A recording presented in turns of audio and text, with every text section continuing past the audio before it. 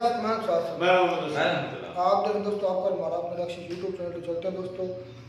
अंकित साहब की वीडियो का टाइटल है India about to launch our nuclear strike on Pakistan earthquake.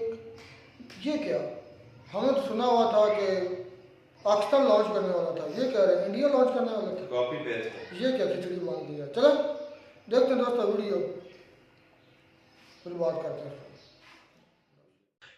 नमस्कार साथियों, स्वागत है आप सभी का आपकी अपनी पाठशाला पर। मैं हूं अंकित अवस्थी। आप हैं मेरे साथ में एक ऐसे खास सत्र में चर्चा करने के लिए जो कि आधिकारिक रूप से संभवतया कभी भी किसी भी न्यूज़पेपर का हिस्सा नहीं होगा, लेकिन हां, यह कारणों में जरूर काउंट किया जाएगा कि अचानक ऐसा क्या हुआ कि भारत और पाकिस्तान सीज फायर के लिए तैयार हुए थे। यह आने वाले समय में एक लंबी स्टोरी कही जाएगी कि कैसे 2-2.5 घंटे के भीतर यह तय हो गया कि चलो अब हम युद्ध करना बंद करते हैं। हालांकि जो युद्ध कभी युद्ध था नहीं, जिसे हमने ऑपरेशन नाम दिया था, ऑपरेशन सिंदूर, वो अचानक कैसे रुका।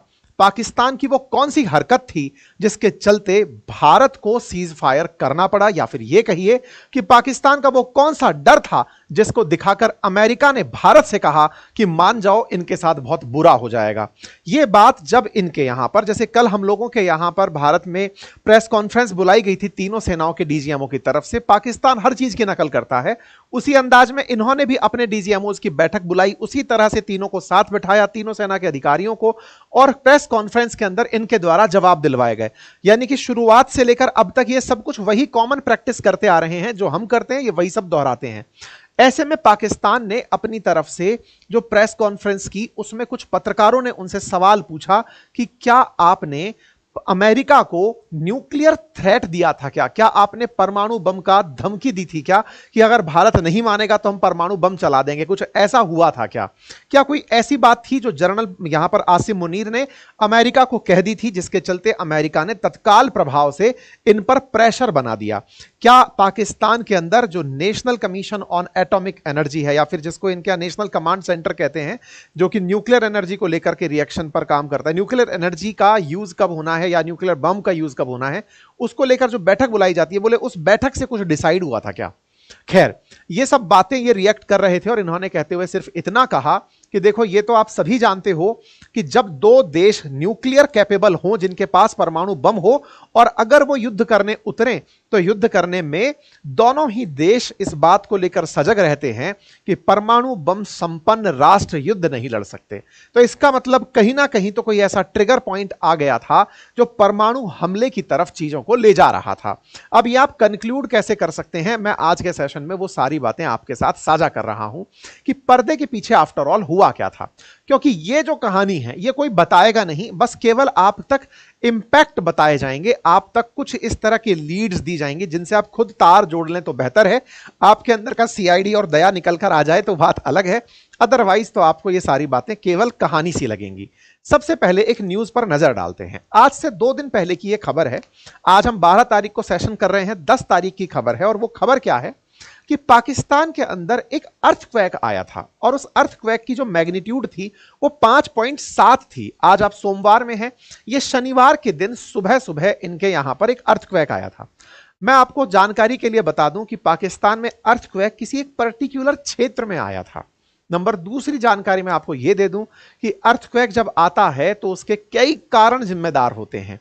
ये जिस क्षेत्र में अर्थक्वेक आया था वहां पर न्यूक्लियर बेस होना पाया गया था, वहां पर न्यूक्लियर एक्टिविटी होना पाया गया था।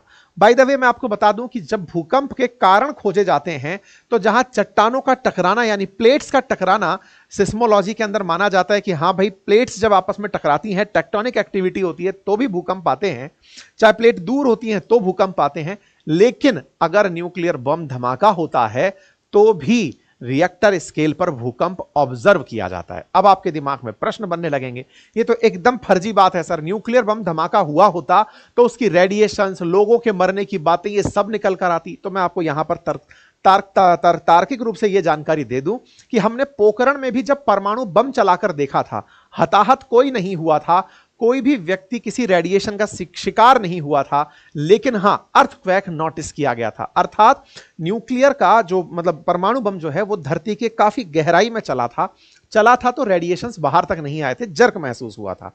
इसलिए जरूरी नहीं है कि न्यूक्लियर बम जब प्रैक्टिस में फटे तो इनका इतना नुकसान हो। चलिए दूसरी तरफ हम आगे बढ़ते हैं। तो ये एक न्यूक्लियर की तरफ ध्यान गया लोगों का, किसी ने माना नहीं, सबने कहा कि रिएक्टर स्केल पर 2 भूकंप आए हैं, आ गए होंगे, भूकंप तो आते जाते रहते हैं। लेकिन इसी बीच में सोशल मीडिया पर एक तस्वीर वायरल, वीडियो वायरल होने लगता है, जिसमें एक पहाड़ की बेस में बहुत तेज सा, मतलब फटता हुआ सा कुछ दिखाई देता है। मैं आपको इसको चला के दिखाऊं तो ये इस तरह का एक नजारा सा दिखाई देता है। लोग इसको रिलेट करने लगते हैं। हो सकता है भारत पाकिस्तान के बीच चल रहा था तो कुछ हुआ होगा, कुछ मिसाइल विसाइल चल गई होंगी पहाड़ों के बीच में। धीरे धीरे तार कैसे जुड़ते गए आप उनको जोड़ते जाइएगा।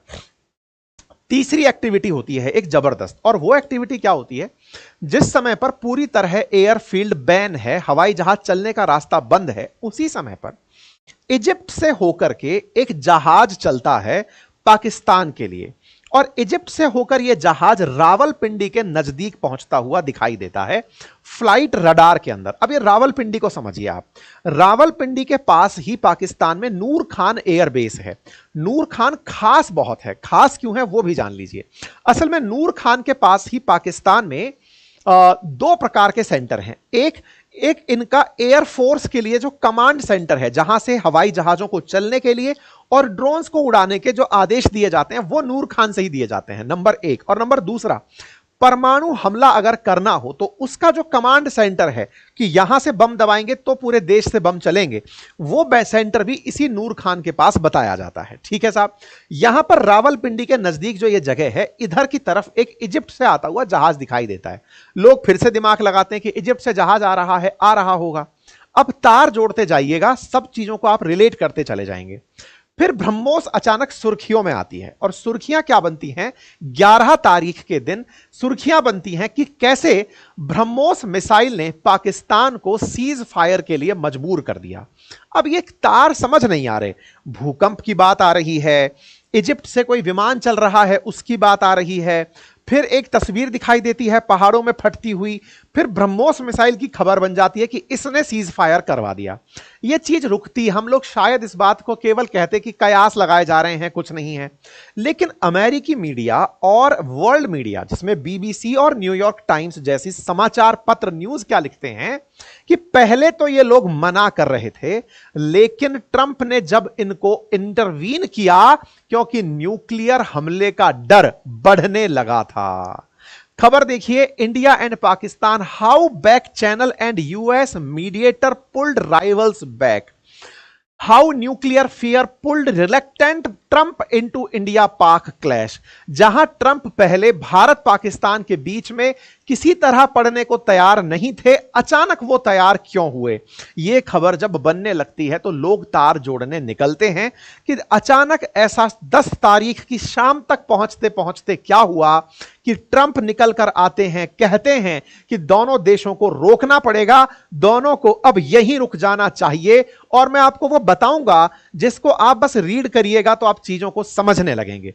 आप यहां पर सारी की सारी थ्योरीज पर चर्चा कर रहे हैं, इन थ्योरीज पर कोई भी आकर बयान नहीं देगा, ना पाकिस्तान देगा ना भारत देगा, क्योंकि दोनों ही अपने आप को इससे दूर रखेंगे। बस आप तार जोड़ते जाइए, कन्विंसिंग लगे तो मान लीजिएगा। युद्ध के काल में, संघर्ष के काल में कॉन्स्पिरेसी थ्योरी भी बहुत सारी चलेंगी। आप इस थ्योरी से कितना अलाइन होते हैं यह आपके ऊपर है। मैं इस समय चल रही इस थ्योरी को आपसे साझा कर रहा हूं। आइए देखते हैं। यह 10 मई का आपके सामने मैग्नीट्यूड स्केल पर आया हुआ, यह आपको दिखाई दे रहा है, भूकंप आया हुआ दिखाई दे रहा है। 10 तारीख के दिन का आपको यहां पर एक भूकंप का सेंटर बनता हुआ पाकिस्तान में दिखाई दे रहा है। हम इस बात से ज्यादा प्रभावित नहीं थे, लेकिन जिस तरह से हमारे कल डीजी अमोज ने बैठक ली और उन्होंने यह बताया कि हमने पाकिस्तान के कैसे एयरफोर्स स्टेशंस को तबाह किया, उसमें उन्होंने सारे के सारे एयरफोर्स बेसेस बताए कि कहां कहां पर हमने हमले किए। दुनिया का ध्यान तो यह था कि कितने सारों पर हमले किए, लेकिन जो डिफेंस विश्लेषक हैं उनके दिमाग इस जगह पर टिके हुए थे, और वो जगह थी नूर खान। साथियों, नूर खान रावलपिंडी के नजदीक वो जगह है जो सबसे ज्यादा सेंसिटिव जगह मानी जाती है। भारत के बिल्कुल नजदीक, बॉर्डर के बिल्कुल नजदीक, पाकिस्तान में रावलपिंडी से लगभग 10 किलोमीटर की दूर चकलाला के पास यह जगह है जहां पर न्यूक्लियर बेस के साथ साथ इन लोगों ने air force station, air force command station और न्यूक्लियर बम को चलाने की फैसिलिटी रखी हुई है। इस नूर खान पर भारत का हमला हुआ, यह भारत ने भी स्वीकार किया। हमने इस पर सेशन किया 10 तारीख के दिन ही कि भारत ने उड़ाए पाकिस्तानी एयरबेस। और इन एयरबेस में जब मैं आपको जानकारी दे रहा था तब मैंने आपको यह जानकारी देते हुए बताया था कि किस प्रकार से रफीकी, मुरादी, इन सभी जगह पर भारत ने अपनी तरफ से हमले किए। अंकित इंस्पायर इंडिया पर मैंने यह सेशन किया था और मैंने आपको यह चकलाला और नूर खान, ये दोनों बातें आपके साथ साझा की थी। मैंने बताया था कि चकलाला और ये 10 किलोमीटर की रेंज पर है जहां पर जॉइंट स्टाफ हेडक्वार्टर है और नूर खान एयरबेस है, यहां पर भारत के द्वारा टारगेटेड हमला हुआ। यह मैंने आपको 11 तारीख के दिन बताया, जब 10 तारीख के दिन भारत ने यह हमला किया, 11 को हमने यह रिपोर्ट किया। 10 तारीख के दिन का ही यह न्यूज आपके सामने है। इसी क्षेत्र में आया हुआ एक भूकंप ऑब्जर्व होता है कि यहां पर एक भूकंप ऑब्जर्व किया गया मॉर्निंग टाइम के अंदर ही, जिसको रिएक्टर स्केल पर कहीं 4, कहीं 4.5, कहीं 5.1 आदि से नापा गया। कोई ऑफिशियल मीडिया हाउस इस बात को कवर नहीं कर रहा था। क्या नहीं कवर कर रहा था? एक नेपाल कॉरेस्पॉन्डेंट नाम से ट्विटर हैंडल है, इससे किसी को लेना देना भी नहीं था कि न्यूज क्या चल रही है। ये भाई साहब एक न्यूज कवर करते हैं 11 तारीख के दिन शाम को 4:45 बजे, और कवर क्या करते हैं कि रेडिएशन रिपोर्ट की जा रही है। कहां रिपोर्ट की जा रही है इस बारे में ये लिखते हैं कि बुद्धा स्माइलिंग अगेन। आपको याद हो तो भारत ने जब परमाणु परीक्षण किया तो उसे बुद्धा स्माइलिंग नाम दिया था। शुरुआत में जब हमारा 2 बार परमाणु परीक्षण हुआ, जो पहले वाला था उसको हमने स्माइलिंग बुद्धा नाम दिया था।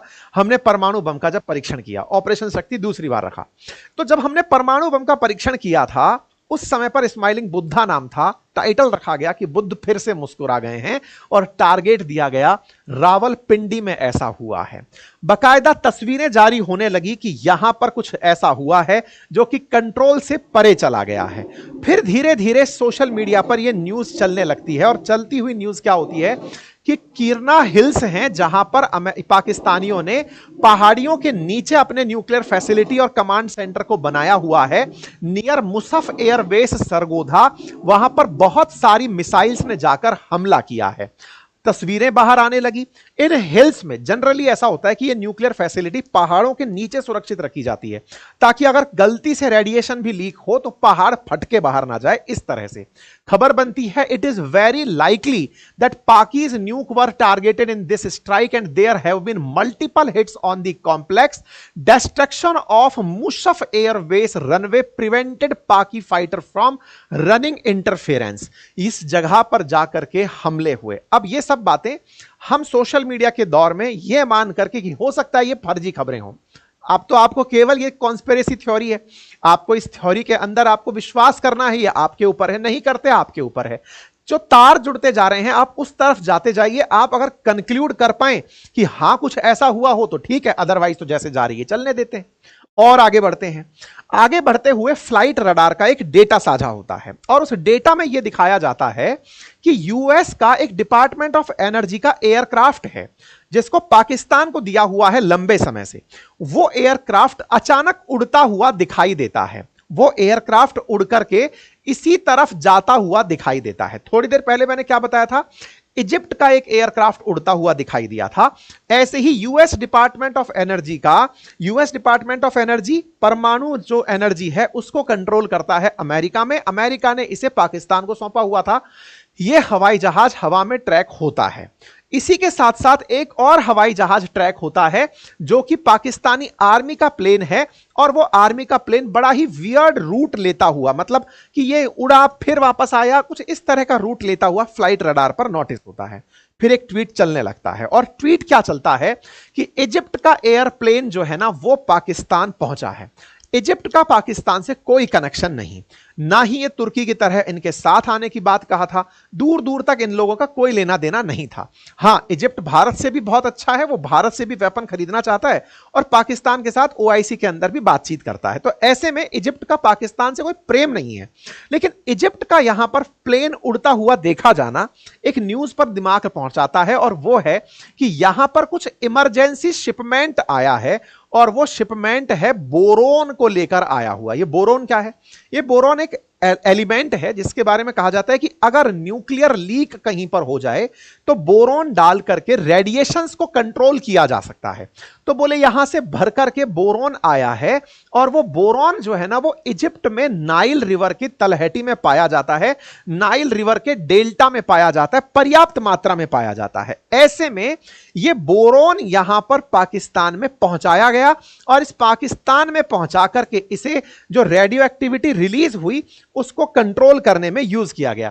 ये फ्लाइट रडार का डेटा आता है और उस डेटा में दिखाया जाता है कि इजिप्ट का एक फाइटर जेट रावलपिंडी के नजदीक उड़ता हुआ, फाइटर जेट नहीं इनका, इजिप्ट का एक मालवाहक जहाज जो है वो यहां पर रावलपिंडी के नजदीक देखा गया। तो अब सब तार जुड़ते गए। पहला तार जुड़ा कि अर्थक्वेक आया, दूसरा तार जुड़ा कि वहां से आग लगने की निशानी बनी, तीसरा हमने खुद कहा कि हमने उस जगह को निशाना बनाया, चौथा अमेरिका का एक जहाज अचानक रूट बदल के वहां जा रहा है, पांचवा इजिप्ट जिसका कोई लेना देना नहीं है रावलपिंडी से, वो रावलपिंडी में जा रहा है, रिलेट होता है कि वहां पर बोरॉन मिलता है। ये सब बातें चल रही हैं। इन सभी बातों के अंदर बोरॉन की जो खबर है ये तेजी से फैलने लगती है कि बोरॉन इस क्षेत्र में पहुंचाया जा रहा है। हेडलाइन बनने लगती है कि इजिप्ट एयरफोर्स का एक कार्गो है जो पाकिस्तान पहुंचा है, arrived in Pakistan from China, China होते हुए वो इस क्षेत्र के अंदर पहुंचा है। इस तरह की खबर पहुंचने लगती है। ये 10 तारीख का दिन है। सुबह ये सब चल रहा होता है। शाम को आते आते शाम 5:30 बजे ट्रंप का ये संदेश आ जाता है और ट्रंप अपने संदेश में कहते हैं कि मैंने दोनों देशों को युद्ध के लिए रुकवा दिया है, दोनों को कांग्रेचुलेशंस। अभी सुबह तक यह सब हो रहा है, शाम को अचानक ट्रंप बीच में आ जाते हैं। ऐसा क्या घटित हुआ जिसको हम और आपने समझा ही नहीं, मतलब कुछ ऐसा था जो कि सुबह तक की घटनाओं से रिलेट नहीं हो रहा था कि ट्रंप अचानक कैसे आ गए। अब इस बीच में क्या हुआ उसको आप ऐसे समझिए। इस बात में कितना दम है कि यह कुछ न्यूक्लियर हमले जैसी कोई बात थी, उस बात को कैसे समझ सकते हैं। अब वहां आइए। देखो ट्रंप का जो पहला संदेश था ना वो शाम को 10 तारीख के दिन शाम को 5:30 बजे था, जिसमें वो एक ही लाइन बोल रहे हैं कि दोनों देशों ने तुरंत प्रभाव से सीज फायर के लिए अपने आप को तैयार कर लिया है, इसकी मैं बधाई देता हूं। लेकिन एक बड़ा सवाल था कि इससे एक दिन पहले तक ट्रंप से या जेडी वैंस से किसी से भी पूछा गया, तब तक तो ये लोग ये कहते रहे कि ये भारत और पाकिस्तान का आपसी मामला है।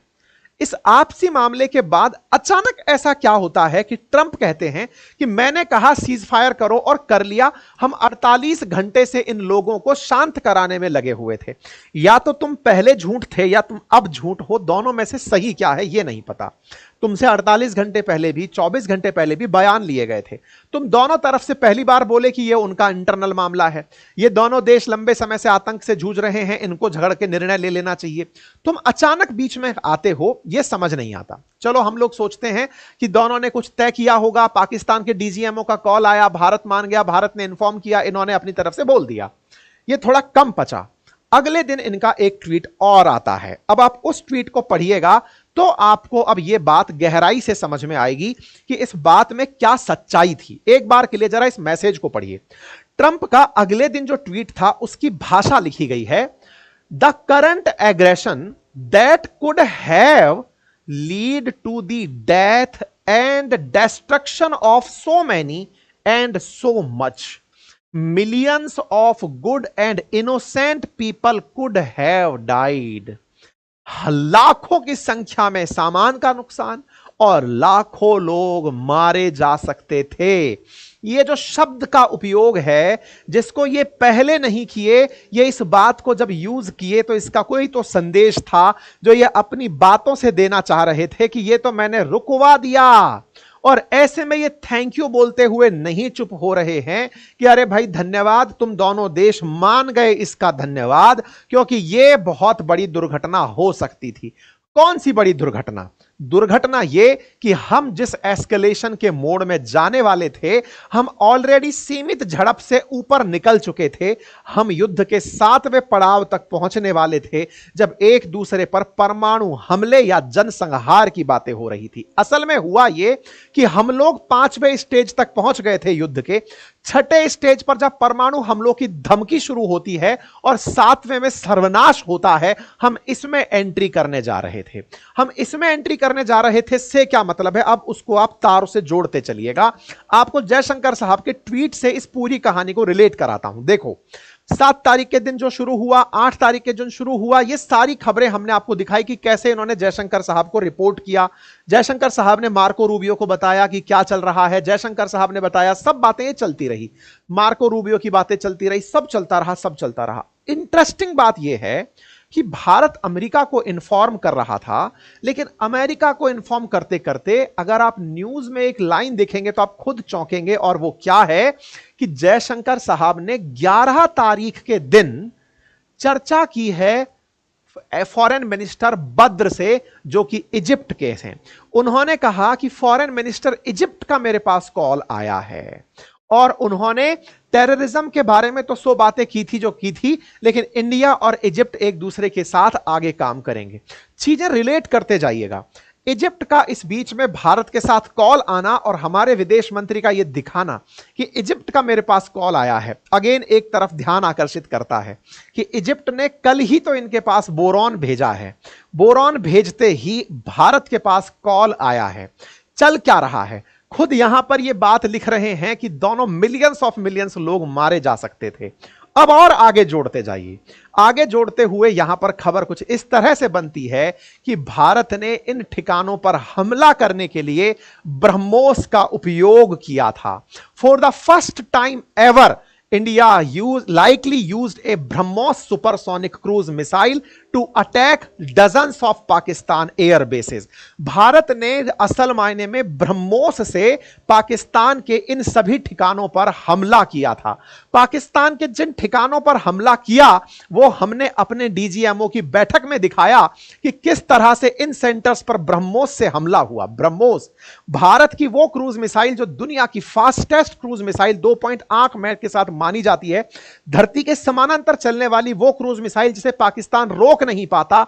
2022 में भी जब हमने चलाई थी तो मियां चानू में जाकर गिरी थी, पाकिस्तान को पता नहीं चला था। यही सुपरसोनिक क्रूज मिसाइल इस बार हमने फिर चलाई इनके इन सारे एयर बेसेस को खत्म करने के लिए। अब आपके दिमाग में सवाल बनने लगेगा, हमने क्रूज मिसाइल चलाई, जाकर के उनके ठिकाने पर पहुंची, भारत और रूस के द्वारा संयुक्त रूप से बनाई गई ये ब्रह्मोस मिसाइल जिसे अब फिलीपींस भी कहता है कि वो भी खरीदेगा। ये हम इस बात पर इतना महत्व क्यों दे रहे हैं? इसलिए दे रहे हैं, यदि ये सब नहीं होता तो कल यानी 11 तारीख के दिन शाम को आप एक न्यूज और देखते हैं जिसमें देश के रक्षा मंत्री कहते हैं कि ब्रह्मोस अब सिर्फ एक मिसाइल नहीं है, यह हमारी सेना की ताकत और सरहद की सुरक्षा के प्रति हमारे संकल्प का प्रतीक है। भाई साहब, ब्रह्मोस की जो तारीफें हुई उसके साथ जोड़ दिया गया कि अब भारत और रूस मिलकर के लखनऊ के अंदर यानी उत्तर प्रदेश के अंदर ब्रह्मोस बनाने का एक नया कारखाना डाल रहे हैं, जिसमें भारत 50.5% हिस्सेदार बनेगा और रूस 49.5% हिस्सा बनेगा। तो ये सारे तार कहां जा रहे हैं? तार जा रहे हैं कि ब्रह्मोस की काबिलियत ने इतना खुश कर दिया पूरी इंटरनेशनल कम्युनिटी को। आपको बाय द वे मालूम हो, हमसे ब्रह्मोस खरीदने में इजिप्ट भी इंटरेस्ट शो कर चुका है, फिलीपींस शो कर चुका है। ये सब वो हैं जिन्होंने डेमो देखा है। ब्रह्मोस का इंपैक्ट हमने नूर खान पर दिखाया। इजिप्ट के विदेश मंत्री का हम तक कॉल आया कि भारत ने उनके परमाणु कमांड सेंटर को ही उड़ा दिया है। भारत के द्वारा नूर खान के एयर मोबिलिटी कमांड सेंटर को नूर खान में उड़ा दिया गया है। भारत ने यह बात अपने डीजीएमओ की बैठक में केवल इतनी कही कि हमने सटीकता से जिन टारगेट को नष्ट करना था उन्हें नष्ट कर दिया है। यहां पर ध्यान देने वाली बात यह है कि भारत ने परमाणु कमांड सेंटर जो नूर खान बेस पर था उसे जब टारगेट किया, नूर खान एयरबेस पर परमाणु कमांड सेंटर को जब टारगेट किया, यह वो सेंटर था अगर यह उड़ जाता तो इनके परमाणु बम किसी काम के नहीं बचते। ऐसे ही नूर खान में जो इनके एयर मोबिलिटी कमांड सेंटर था जिसे टारगेट किया, उसके टारगेट के बाद पाकिस्तान को यह लगने लगा कि यह अगर हमारे इन सेंटर को ही उड़ा दिए तो फिर हमारे हाथ में कुछ नहीं बचेगा। इसी बीच में आसिम मुनीर की बात होती है मार्को रूबियो से। यहां पर पाकिस्तानियों को फ्रस्ट्रेशन चढ़ने लगता है कि इन्होंने हमारे उन सेंटर्स पर हमला कर दिया है कि अब हम गीदड़ भभकी भी नहीं दे पाएंगे कि हम इस सेंटर पर हमला कर सकते हैं। खेला जो रचा गया वो कुछ इस तरीके से था। जयशंकर साहब के पास मार्को रूबियो का कॉल आता है, भारत अपनी तरफ से स्टैंड देता है कि देखो हमने अपनी तरफ से कह दिया है कि हम पर आतंकी हमला एक्ट एक्ट ऑफ वॉर माना जाएगा। लेकिन इसी बीच में आसिम मुनीर कॉल करते हैं मार्को रूबियो को। न्यूज आती है कि आसिम मुनीर कहते हैं कि अब हमारे पास कोई ऑप्शन नहीं बचा है, हम भारत पर परमाणु हमला करना चाहते हैं। न्यूज बनती है, CNN न्यूज 18 इसको इस तरह से लिखता है कि Pakistan nuclear brinkmanship during its recent military stand of with India. इन्होंने यह कहा कि अब हमारे पास प्रेस ऑफ न्यूक्लियर बटन, कोई और ऑप्शन नहीं बचा है। हम अपनी तरफ से अमेरिका को ब्लैकमेल किए, हमने उन्हें ब्लैकमेल किया कि हमारे पास कोई ऑप्शन नहीं बचा है परमाणु बम चलाने के सिवा। यह बात जब पाकिस्तान की तरफ से प्रेस कॉन्फ्रेंस बुलाई गई तब भी पूछा गया, there is no space for war within 2 nuclear state, it is recipe of mutual disaster, we assessed our downside and acted accordingly. और साथ ही साथ we threatened America to stop the war and we would press the button. यहां पर यह line Pakistani military official journalist ने जब पूछी कि सर क्या हमने अमेरिका को धमकाया, तो इन्होंने कहा हमारे पास कोई विकल्प ही नहीं बचा था। जब 2 परमाणु शक्ति संपन्न राष्ट्र आपस में झगड़ रहे हो तो देखिए युद्ध के अंदर क्या कुछ हो सकता है हम कह नहीं सकते। पाकिस्तान की तरफ से DGMO की यह वाली बात जर्नलिस्ट को कही गई। इनडायरेक्टली कहें तो उन्होंने ये तो मुंह पे बिल्कुल नहीं कहा कि हमने ये कहा कि हम धमकी दे रहे हैं, लेकिन हां इन लोगों की बात हुई, ये तो सबने कहा। ऐसे में अमेरिका के साथ आसिम मुनीर की बातचीत, जिसमें आसिम मुनीर ने बैठाकर यह कहा कि मेरे पास अब कोई ऑप्शन नहीं बचा है न्यूक्लियर बम चलाने के अलावा, तो उसका परिणाम आप लोगों के सामने है। न्यूक्लियर बम तक जब कहानी पहुंची, शाम को दोनों देशों के बीच में बात होती है। DGMO को कहा जाता है कि भारत से वो बात करे। पाकिस्तान के DGMO director general of military operation का 3:35 पर भारत में फोन आता है। हॉटलाइन स्थापित की जाती है बातचीत करने के लिए अमेरिका के कहने पर, और कहा जाता है कि उन्हें कहिए कि वो रुकें और इस वॉर को रोकें। भारत की तरफ आए इस संदेश की पालना में भारत ने वॉर को तत्काल प्रभाव से रोका और रोकते ही ट्रंप ने इसका अनाउंसमेंट कर दिया। लेकिन जब यह सीज फायर सेम डे नहीं रुका तो ट्रंप को लगा कि मुझे अब बताना पड़ेगा कि कितना बड़ा टेंशन हो गया था। और ट्रंप इतना बड़ बोला है कि आप यकीन मानिए कि आने वाले 10 दिन के अंदर और महीने भर के अंदर यह इस पूरी घटना को बोल ही देगा। मीडिया में आ जाएगी, यह जानकारी आ जाएगी कि पाकिस्तान ने न्यूक्लियर हमले की धमकी दी थी और भारत ने इनका कमांड सेंटर उड़ा दिया था। इंतजार करिए, महीने भर अधिकतम ये खुद ही बोल देगा, इसके पछते तो है नहीं, ये बोल देगा। आज की स्थिति क्या है? आज भी भारत में सुबह ही, क्योंकि आज 12 बजे तक ही हमारे बीच सीज फायर की बात हुई थी। ऐसे में भारत के प्रधानमंत्री ने तीनों सेना के अध्यक्षों, NSA, रक्षा मंत्री, विदेश मंत्री, सबको बुलाकर एक हाई लेवल मीटिंग बुलाई है। इस मीटिंग के अंदर जो भी होगा थोड़ी ही देर में प्रेस कॉन्फ्रेंस होने जा रही है, उसके अंदर सूचित हो जाएगा। जैसा भी होगा शाम को अंकित इंस्पायर इंडिया पर आपके लिए सेशन लाया जाएगा। अगेन, ये जो जानकारी मैंने आपको पूरी तरह दी साथियों, इस पूरी जानकारी से मैं केवल एक लाइन आपको निकालकर कहूंगा, ये केवल कयास थे जो मैंने आपके सामने जोड़कर बताए, कोई ऑफिशियल सूचना इसकी नहीं है। जो जानकारी मैंने आपको बताई वो सारे सोशल मीडिया के तारों से, ट्वीट्स को समझने के प्रयासों से, घटनाओं को जोड़ने से, कनेक्टिंग द डॉट से मैं आपके सामने एक थ्योरी पेश किया हूं। यह थ्योरी समेत तमाम प्रकार की थ्योरी हैं जो इस घटना में सीज फायर के लिए जिम्मेदार होती हैं। आप अगर और ऐसी ही थ्योरीज के बारे में चर्चा करना चाहते हैं तो हम आपके सामने लाते रहेंगे। जो इस समय सबसे ज्यादा सर्कुलेटेड थ्योरी है वो मैं आपके सामने लेकर आया। बाकी आने वाले समय में जो भी घटनाएं होती हैं, प्रेस ब्रीफिंग होने जा रही है, शाम तक उसकी जो भी नतीजे होंगे अंकित इंस्पायर इंडिया पर हम लेकर आएंगे। चैनल पर नए हैं तो सब्सक्राइब कर लीजिए, अपना प्यार यूं ही बनाए रखें, साथियों से ज्यादा इस सेशन को साझा करें। और हां, यदि आप मेरे साथ जुड़कर पढ़ना चाहते हैं तो हमारे एप्लीकेशन अपनी पाठशाला पर आपके लिए रिकॉर्डेड कोर्स उपलब्ध हैं, लाइव कोर्सेज उपलब्ध हैं मेरे द्वारा पढ़ाए हुए, उन्हें जाकर आप ज्वाइन कर। तो जी दोस्तों, वीडियो भी खत्म।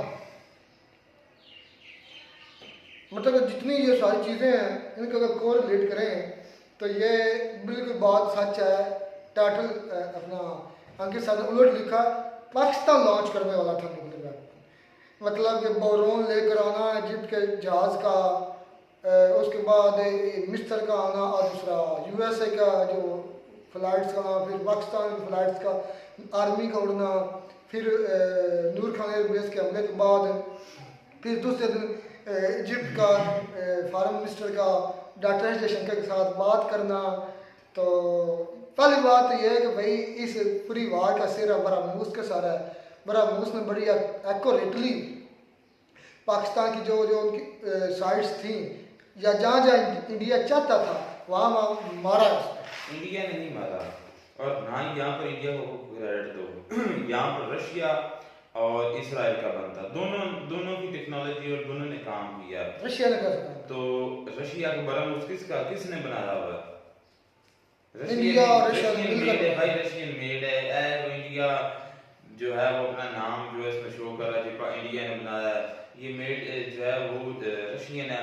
और ये अगर मैं बात करूँ ना, जैसे हमने एक पहले वीडियो की बात, ये है कि जिस जो इसराइल है ना वो क्या करता है, उसने अपने कंट्री में बैठकर मिसाइल लॉन्च किया इधर ईरान में आकर लगा।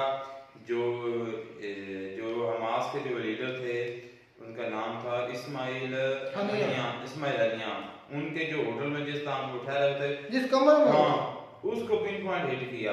और सेम इसी तरह पाकिस्तान में भी हुआ है। तो ये किसने किया है? ये रशिया ने किया है। ड्रोन तो पहले में पता, इसराइल ने, तो ड्रोन जो थे वो तो इसराइल के थे कि वो तो हमें पता है, लेकिन ये जो सारा कुछ हुआ, ये जो टेक्नोलॉजी है, ये करने वाला सारा जो है वो इसराइल है। और इसराइल के जो सोल्जर हैं वो भी कुछ आए हुए थे कश्मीर में भी। क्या सबूत है? सबूत ये है कि मतलब वीडियो तो मेरे पास नहीं है, न्यूज़ से मैंने सुना है। तो कौन सी न्यूज़? पाकिस्तानी न्यूज़ से सुना है। वो तो कहते हैं कि इंडिया की साइड एलियन भी आए हुए थे लड़ने के लिए। ये नहीं है, वो कहाँ से आ गए भाई? चांद से। अच्छा, जो भी एक बात जिस तरह तुम कह रहे हो ना, इस तरह एलियन भी आ सकते हैं। नहीं, ये इसराइली क्योंकि भाई उनके साथ एक दूसरे के मफाद की खातिर दोनों कंट्री के तल्लुकात अच्छे हैं, तो ऐसा हो सकता है। अगर इंडियन सोल्जर वहां पर जा सकते हैं तो क्या वो नहीं आ सकते? अब इंडियन सोल्जर भी नहीं गए वहां पर। इंडियन आपको पता है बहुत चर्चा में रहे थे, जो लेबनान साइड पर जब उनकी वॉर हो रही थी तो वहां पर थे। तो दोस्तों बहरहाल ये नहीं पता। और जो ब्रह्मोस है वो रशिया का बनाया हुआ है। तो इंडिया की अगर मैं खुद बात करें ना, तो पाकिस्तान का भी सेम ही है। पाकिस्तान में ज्यादातर जो डिफेंस का सामान है दूसरी कंट्रियों से खरीदा हुआ है। अगर मैं मेन बात करूँ, दोनों कंट्री दूसरे कंट्रियों को पैसा देकर सामान खरीदती हैं और फिर आपस में लड़ते हैं। तो आप भी अच्छा वाला खरीद लो ना। मैं बात और तरीके से कर रहा हूँ, मैं अभी तक लड़ने की बात नहीं कर रहा। मैं वैसे ये बात कर रहा हूँ कि दोनों कंट्रियों को जो है वो मिल बैठ कर जो है वो अच्छे तल्लुकात करने चाहिए। जो वाकई जो नारा भी था शायद कि मतलब कि आप भी खुशहाल और हमें भी खुशहाल रहने दो, आप भी खुश रहो हमें भी रहने दो, होना चाहिए। हाँ, तो जब अगर वार की बात आती है तो फिर अच्छे तरीके से वार करो। फिर जो ये वो थोड़ी बहुत मिसाइल फेंक दी, ड्रोन से अटैक कर दिया, फिर इस तरह का हमला नहीं करो। फिर एक तरीके से आप दोनों कंट्री के पास न्यूक्लियर वॉर वो यूज करो और खत्म करो ये रोज रोज के फसाद। मतलब जो ना अंकित सर जो कह रहा था कि जो पाकिस्तान कमांड सेंटर है वो इधर पिंडी में ही था, कहीं नजदीक। यहाँ मतलब यहाँ से ऑर्डर जाना था या यहाँ से वो क्लिक करना था, जहाँ से पूरी दुनिया पूरे पाकिस्तान से निकल जहाँ जहाँ थे वहाँ से लॉन्च होने थे और हिट करने थे इंडिया में। तो बात ये है कि ये जो है ना बात बड़ी आगे तक चलेगी, आगे तो तक बहुत ज्यादा। ये इंडिया नहीं अटैक करने वाला था, न्यूक्लियर अटैक दूसरा नहीं, पाकिस्तान करने वाला था। पाकिस्तान ने कहा था अमेरिका को भाई हम अब तैयार हैं, अब हम बर्दाश्त। जब नूर खान एयरबेस पर अटैक हुआ ना, उसके बाद पाकिस्तान ने कहा कि अब नहीं, अब बस अब ये अटैक हो गई होगा, इसलिए वो इंटरवीन किया उसने अमेरिका ने और ये जंग रुक गई। ऐसे नहीं ठंडी हुई हर चीज़ है एकदम ही ब्रेक, ऐसे जिस तरह से बर्फ रख दी जिसने किसी ने। बिल्कुल इंडिया का भी ऐसा था कि इंडिया की मां मर गई है और पाकिस्तान ने कहा था कि हम जब हमला करेंगे पूरी दुनिया देखेगी, और दुनिया ने वाकई देखा है और ये हमने देखा भी, हकीकत बात है। इस मरतबा तो क्या देखा आपने? कोई मिसाल हिट तो इंडिया में किया नहीं आपने फतह चलाया है तो क्या किया? क्या फाइट जो जितना दबाव इनकी तरफ से डाला जा रहा है ना फ्रांस की तरफ से कि आपने हमारी पूरी मार्केट का बेड़ा गर्क कर दिया। यार ठीक है, जहाज गिरा दिया है, जहाज गिरा, लेकिन उनके मिसाइलों की भी एक्यूरेसी देखो ना, उन्होंने कहां पे भाई आपके जितने भी अड्डे हैं उन्होंने वहां पे ठोका। पाकिस्तान ने भी ठोका क्या? कहां पे लगे हैं वो? उनके अड्डों, उनके एयर बेसिस तबाह हुए हैं। कौन से? मैं तुम्हें दिखाता हूं। बठिंडा के बारे में राजौरी बोल रहा होगा। नहीं, राजौरी नहीं, बठिंडा के बारे में कहा जाता कि वो मैंने कल वीडियो मेरे सामने है, मैंने वीडियो सेव YouTube पर की थी। अच्छा जी, चलिए वो ढूंढता उस वक्त हम आप बात करते आगे। लेकिन इतना ज़रूर है कि ये जो जिस सिनेरियो में बातें जा रही हैं, जो बातें ड्रोन लेकर आना जिप के प्लेन का, तो इसका मतलब कहीं ना कहीं हमारे जो थे ना न्यूक्लियर वेपन को हिट किया है इधर इंडिया ने। नूर खान एयरबेस करीब जो है सरगोदा जहाँ भी है, तो इसलिए ड्रोन लेकर आया है मिस्र का त्यारा। फिर मिस्र के मिनिस्टर का, इंडिया के मिनिस्टर के साथ बात करना, फिर उनके बयान आना, ये चीज़ें हैं कोरिलेट की हैं सारी बातें। फिर अंकित सर ने बड़ा वाज़ेह कहा। अब मैं वीडियो पूरी दिखाऊं तो वीडियो में एडिटिंग के वक्त यहाँ पर ऐड कर दोगे? दिखाओ थोड़ी सी, पता मुझे याद रहती है, लिंक दे देना ना मुझे, मैं शेयर कर दूंगा लिंक। भाई साहब ये तो ये भाई, कौन सा चैनल है, कौन सा है ये चैनल में मैं बाद में बताऊंगा। पहले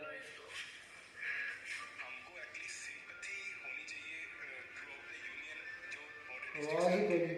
चैनल बता देना कौन सा है। चैनल भाई जिस चैनल का नेम है, उधर दिखा दो। चैनल का जो है ना, उधर दिखा दो कैमरे में भाई। यार लिंक दे दे चैनल का, याद नहीं पता रहता नहीं जिस अब नहीं नजर आती। JIST ये स्पेलिंग है चैनल के नेम के, और इसको सर्च कर लेना। और इसकी 22 घंटे पहले जो तकरीबन यानी कि एक दिन पहले की वीडियो अपलोड हुई है, 16 मिनट की वीडियो है। और आपको पता चल जाएगा कि पाकिस्तान ने इंडिया में क्या किया। लोग रो रहे हैं वहां पर कि क्या कुछ वहां पर हो चुका, और आप कहते हैं कि पाकिस्तान ने कुछ भी नहीं किया। तो और भी काफी वीडियो हैं, और वो मेरे पास फेसबुक पर सेव पड़ी हुई हैं, चाहे तो वो भी आपको दिखा सकता हूँ। पाकिस्तान का ये भी है ना, फिर प्रोपेगेंडा पुरानी वीडियो चला देते हैं या किसी और नहीं, ये पाकिस्तान में नहीं है, तस्वीर ये इंडियन न्यूज चैनल है, किसी ये इंडिया का चैनल है भाई। ये रजौरी सेक्टर में वो भी रिपोर्टिंग कर रही है। अच्छा, रजौरी सेक्टर तो है ही कश्मीर में, तो कश्मीर कहाँ पर है? कश्मीर में शैलिंग हुई है, वहां पर भी और नहीं शैलिंग हुई है भाई, अटैक हुआ, मिसाइल अटैक नहीं हुआ। और भाई मिसाइल अटैक भी हुआ और रजौरी दोनों काम हुए हैं। अभी ये यार मैं जो बताता ये जो मसीह हमारा था पायलट, उसने वहां पे रजौरी सेक्टर में अटैक किया था। ध्यान में बात लेनी चाहिए, हुआ है। उसने रजौरी में भाई किया है, रजौरी के हवाले से वो बंदा मशहूर हुआ है। उसका नाम क्या है यार, जो अभी रिसेंटली जो है, हाँ उसका है वो सलमान बशीर हमारे फैसलाबाद का वो लड़का जो है उसने रजौरी पर जाकर अटैक किया है। तो उसी वजह से भाई उसके घर में तो वो मैं हम थोड़ी देर पहले वीडियो देख रहे थे, जश्न है मतलब लोग जो मोहल्ले के लोग हैं ना या उस एरिया के लोग हैं, हार बना रहे हैं, हार बना रहे, उसके घर वालों को उसको ढोल के साथ उसकी इज्जत अफजाई कर रहे हैं, बड़ा भंगड़ा डाला जा रहा है। सारी बात करना भी चाहिए, हक बनता है अपना। वो हीरो है अपनी कंट्री का।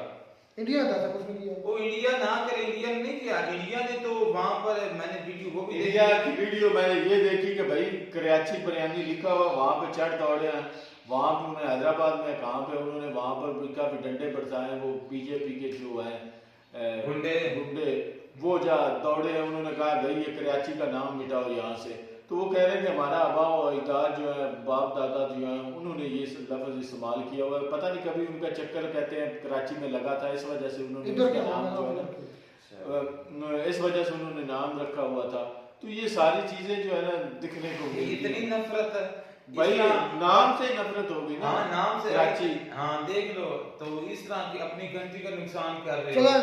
खैर बात यह है कि बातें जो हालात थे वो कुछ अच्छे नहीं थे।